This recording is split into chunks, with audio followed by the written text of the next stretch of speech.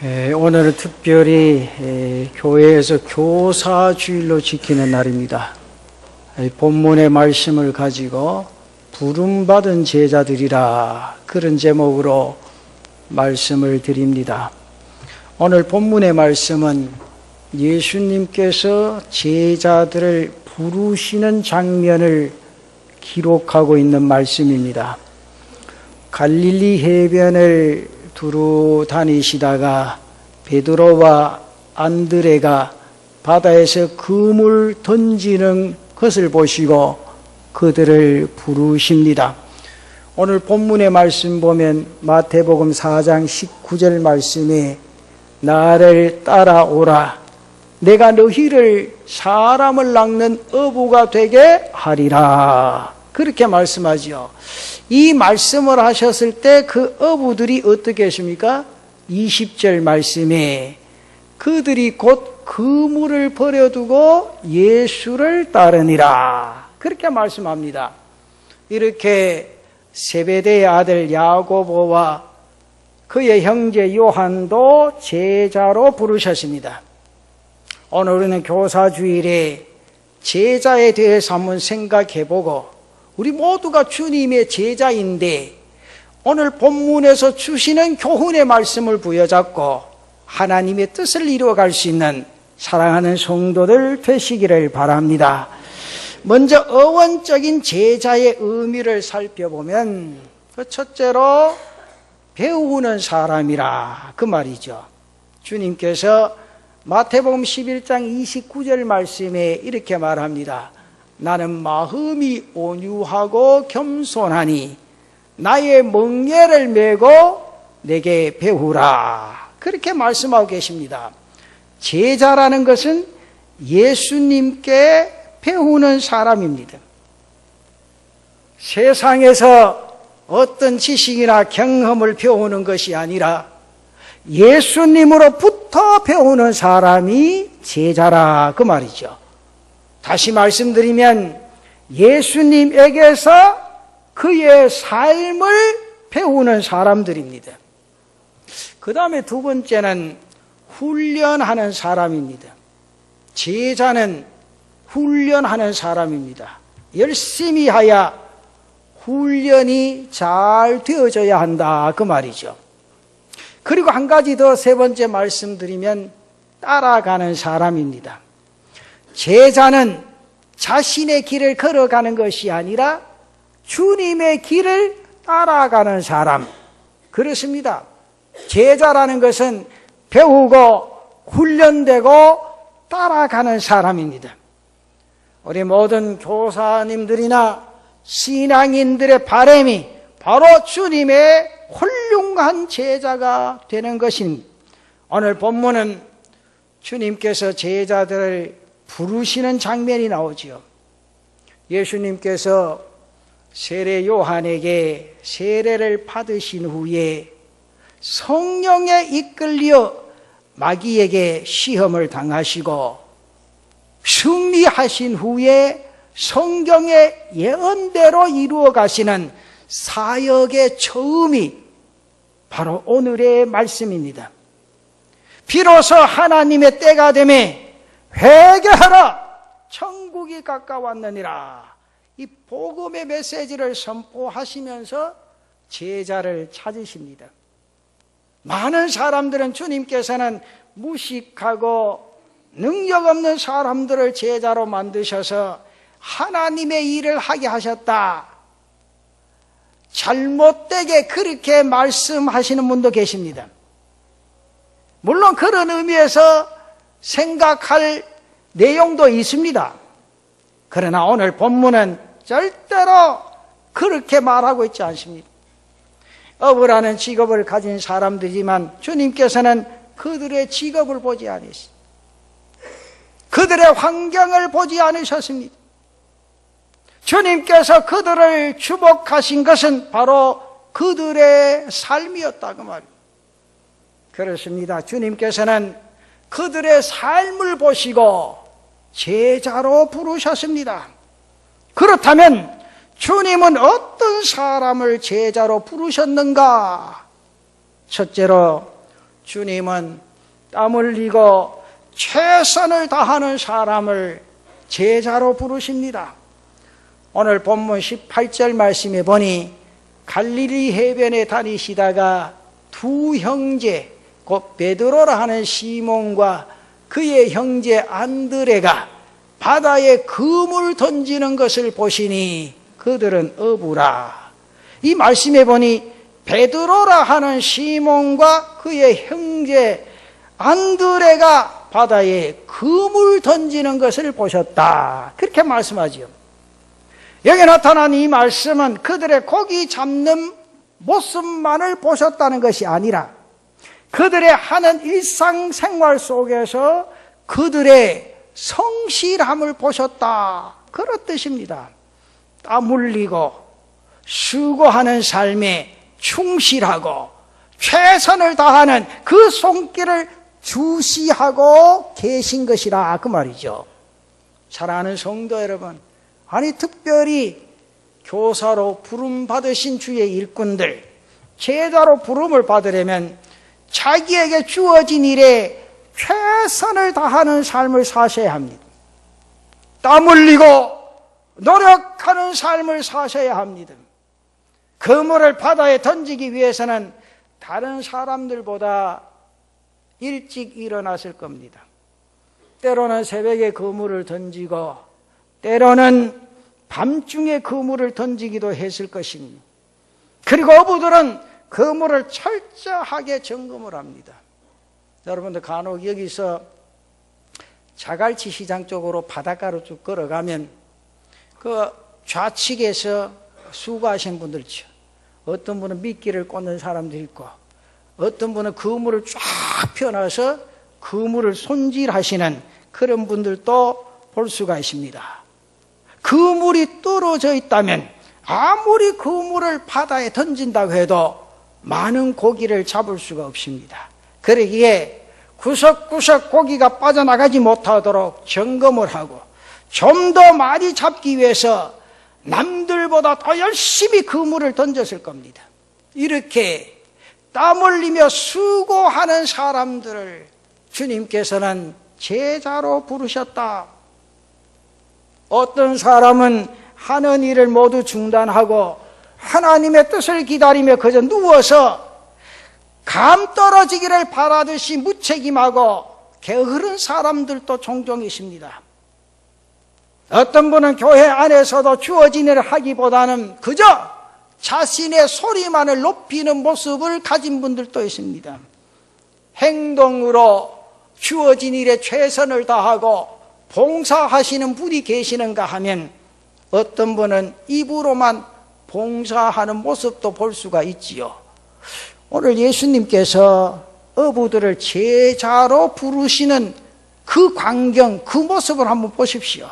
어부들은 몸으로 거친 파도와 부딪히며 고기를 잡는 사람들입니다. 풍랑이나 비바람을 한두 번 맞아본 그런 사람들이 아닙니다. 어부들은 풍랑 속에서도 결코 주저하지 않는 사람들이요, 자기에게 주어진 일에 하루하루 최선을 다하고 성실하게 자신의 삶을 꾸려가는 그런 사람들입니다. 주님께서는 바로 이 어부의 근성을 보시고 그들을 제자로 부르셨다. 이 사실을 기억하시고 잊지 마시기를 바랍니다. 여러분들이 바로 이런 제자들이 되시기를 축원합니다. 제자는 거센 풍랑이나 비바람에도 절대 포기하지 않습니다. 하루하루 최선을 다하듯이 주님께 충성 다하여 주님이 인정하시는 교사, 주님이 인정하시는 제자들 다 되시기를 바랍니다. 사랑하는 성도 여러분, 오늘 나 자신은 어떻다고 생각을 하십니까? 여러분들에게 주어진 일을 통해서 얼마나 땀 흘리고 계십니까? 얼마나 최선을 다하시고 충성을 다하십니까?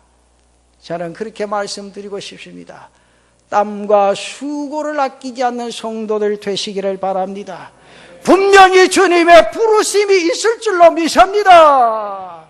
정말 우리가 사도 바울의 고백처럼 나의 달려갈 길을 다 가고 믿음을 지킬 때 우리에게 생명의 면류관이 주어지게 될 줄로 믿습니다. 최선을 다하는 신앙인의 삶을 이루어 가시는 우리 교사님들, 성도들이 되시기를 바랍니다. 두 번째는 주님께서는 세상을 과감히 버리고 떠나는 사람을 제자로 삼으셨습니다. 오늘 본문 20절에서 22절까지 말씀 보면 그들이 꼭 그물을 버리두고 예수를 따르니라. 거기서 더 가시다가 다른 두 형제 곧 세베대의 아들 야고보와 그의 형제 요한이 그의 아버지 세베대와 함께 배에서 그물 깁는 것을 보시고 부르시니 그들이 곧 배와 아버지를 버려두고 예수를 따르니라. 여러분, 그물은 어부에게는 생명과도 같은 것입니다. 그물이 없으면 어부는 더 이상 아무것도 할 수가 없습니다. 또한 배도 마찬가지입니다. 요즘처럼 이것을 팔아서 다른 사업을 한다거니 하는 식의 개념도 없을 그런 시대입니다. 배를 버린다는 것은 지금까지의 자신의 모든 것을 다 포기해버린다는 의미지요. 그리고 아버지를 버린다는 것을 떠난다는 의미로 받아들일 수 있는데, 이것은 육신으로는 가장 귀한 관계의 단절을 의미하죠. 배와 아버지를 버려두고 예수를 따르니라. 저는 이 성경을 읽을 때마다 여러분 가슴이 뭉클하지 않습니까? 정말 아버지와 그물을 버려두고 배를 버려두고 예수를 따라갈 수 있겠습니까? 예수님의 제자가 되기 위해서 부모 형제를 버렸다고 했습니다. 그리고 예수님을 따랐다고 말씀합니다. 그렇습니다. 예수님은 버릴 수 있는 용기와 결단 있는 어부들을 제자로 부르셨습니다. 제자는 버릴 줄 아는 사람이어야 합니다. 세상의 인연을 버릴 수 있어야 됩니다. 세상의 욕심도 버릴 수 있어야 합니다. 물질의 유혹도 버릴 수 있어야 하고, 권력에 대한 욕망도 버릴 수 있어야 하고, 명예에 대한 욕구도 버릴 수 있을 때에 진정한 주님의 제자가 될 줄로 믿습니다. 사랑하는 교사 여러분, 내 자신이 주의를 지키면서 학생들에게 주의를 지키라고 해야 됩니다. 내가 주님의 말씀에 순종하고 그의 뜻을 따르면서 그들에게 나의 삶을 본받으라 말할 수 있어야 합니다. 내가 기도하면서 너희들도 이 땅 위의 인생의 삶을 기도하며 살아라 말씀할 수 있는 그런 삶의 역사가 오늘 우리에게 있어져야 한다고 말이죠. 이 모습이 오늘 본문에 기록된 위대한 사도들의 처음 제자가 되는 그런 모습들이죠. 구약 성경에 저는 창세기 12장 1절의 말씀을 읽을 때마다 다시 한번 생각을 해봅니다. 여호와께서 아브라함에게 이르시되 너는 너의 고향과 친척과 아버지의 집을 떠나 내가 네게 보여줄 땅으로 가라. 하나님께서 아브라함에게 이 말씀을 하시지. 이 말씀을 하셨을 때 아브라함이 그 말씀을 순종해서 나아갑니다. 제자로 부르심을 받으려면 우리의 모든 것을 그분을 위해서 과감히 던지고 버릴 수 있어야 한다 그 말입니다. 내 것은 꼭 움켜쥐고 있으면서 주님의 기대를, 주님의 부르심을 기대할 수 있겠습니까? 내 안에 그리스도께서 임재하시도록 여러분 자신을 내어드릴 수 있는 은혜가 있기를 바랍니다. 저는 이 말씀을 생각할 때마다 그렇게 한번 생각해 봅니다. 내가 죽어야 가능한 일이다. 따라해 보십시다. 내가 죽어야 가능한 일이다. 갈라디아서 2장 20절 말씀에 내가 그리스도와 함께 십자가에 못 박혔나니 그런즉 이제는 내가 사는 것이 아니요 오직 내 안에 그리스도께서 사시는 것이라. 나를 죽이지 아니하고는 주님의 제자로 부르심을 받을 수 없습니다. 죽어야 한다 그 말이지. 세상의 것에 대하여 철저하게 죽이고 주님만을 따를 수 있는 성도들 되시기를 축원합니다. 이 은혜 속에 젖어들면 예수 믿는 것보다 더 행복하고 예수님 바라보는 것보다 더 감격스러운 게 없지요. 사랑하는 성도 여러분, 이 은혜 속에 젖어드는 귀한 성도들 되시기를 바랍니다. 그리고 마지막 세 번째, 제자는 자신의 삶으로 제자됨을 보여줄 수 있어야 한다 그 말입니다. 저는 그렇게 생각합니다. 한국 교회가 크게 성장하고 부흥한 것은 참 고무적인 일이다. 그렇게 생각하면서 또 한편으로는 한국 교회가 반성해야 할 것이 있지 않은가.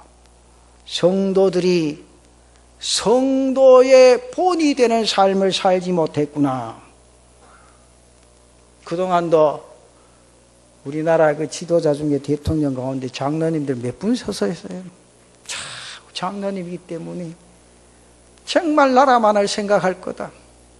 하나님 앞에 엎드려 기도하면서 주신 사명 감당할 거라. 교인들은 묻지도 아니하고 따지지도 아니하고 그분에게 표를 던졌을 거예요. 오늘 정치인들 중에 장로님이나 정말 집사님들 많습니다. 정말 그분 철저하게 예수 안에 믿음으로 사시는 분들도 많아요. 그러나 그 중에 몇 분은 그렇게 살지 못하기 때문에 국민들의 분노를 사고 하나님의 영광을 가리우는 그런 모습들이 얼마나 나타나는지 안타까운 모습들이 많이 있습니다. 주님께서 요한복음 3장 5절에 이 말씀을 주셨어요. 예수께서 대답하시되 진실로 진실로 내게 이르노니 사람이 물과 성령으로 나지 아니하면 하나님의 나라에 들어갈 수 없느니라. 오늘 이렇게 말씀을 주신 것처럼 정말로 거듭난 삶을 위해서 달려갈 수 있는 우리 교사님들, 성도님들 되시기를 바랍니다. 현재 나의 삶이 변화되지 않은 것은 우리가 육으로 난 모습으로만 존재하고 있기 때문이라고 말이죠. 그래서 요한복음 3장 6절 말씀에 이 말씀을 하죠. 육으로 난 것은 육이요 영으로 난 것은 영이니 영이 육을 지배해야 돼요. 그런데 우리는 육이 영을 지배해버려요. 주의를 지키려고 할 때 돈 떨어지는 일이 있으면 내 발길이 그쪽으로 돌려질 때가 얼마나 많아요. 오늘 이 성경이 굉장히 귀중한 말씀이요. 육으로 난 것은 육이요 영으로 난 것은 영이니.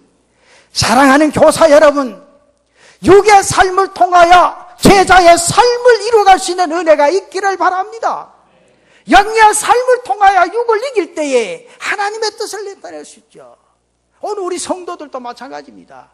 육이 영을 지배하면 안 돼요. 그럼 성령의 이끌림을 받는 삶이 아니에요.